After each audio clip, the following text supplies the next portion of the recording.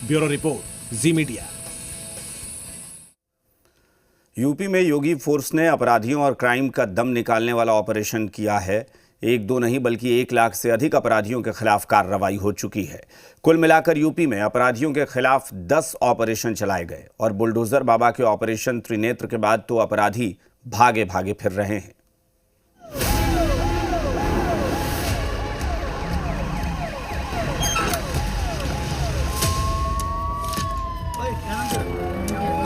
धमक से, शासन धमक से चलता है और वही धमक आज प्रदेश के अंदर माफिया के अंदर दिखाई दे रही है।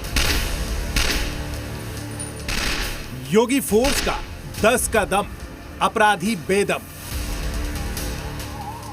यूपी में योगी सरकार ने अपराधियों के खिलाफ 1, 2 नहीं बल्कि 10 अभियान चला दिए।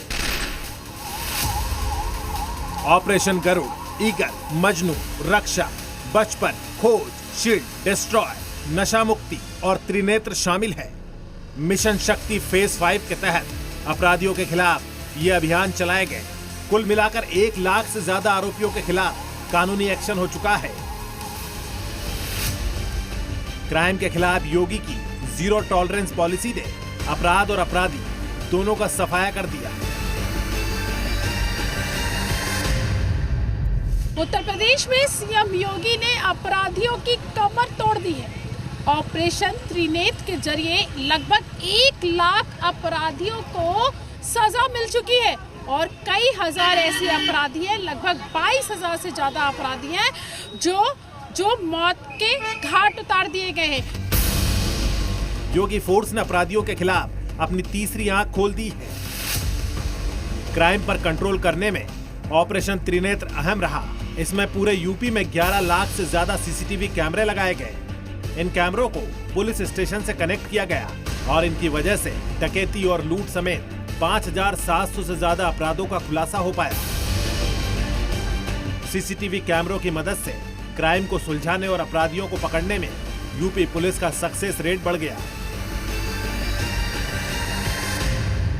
कई तरह के हम लोगों ने ऐप्स भी जारी किए हैं जिनके सामूहिक प्रयास से हम लोग जीरो टॉलरेंस की नीति इसको फॉलो करते हैं और इसमें अधिक से अधिक गैंगस्टर कराना अपराधियों पर और गुंडा कराना। इसके अलावा एक त्रिनेत्र ऐप भी है, इसमें भी बहुत सारे अपराधियों की फीडिंग की गई है और उन त्रिनेत्र ऐप से हम लोग देखकर ये अंदाज़ा लगा लेते हैं कि हमारे यहाँ कौन सा अपराधी है जो अपराध कर रहा है या उसके बारे में बहुत सारी इन्फॉर्मेशन होती है।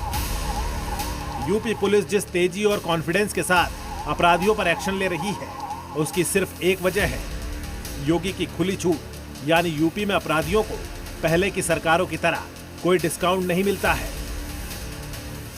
एक दुर्दांत माफिया ऐसा भी था बहनों और भाइयों, जब समाजवादी पार्टी की सरकार के समय चलता था तो मुख्यमंत्री हो या मुख्य न्यायाधीश, इन सब के काफिले रुक जाते थे और माफिया का काफिला निकलता था। और जब हमने कार्रवाई की उस माफिया के खिलाफ और उसको रगड़ करके कोर्ट के सामने प्रस्तुत किया तो उसकी पैंट गीली हो गई थी।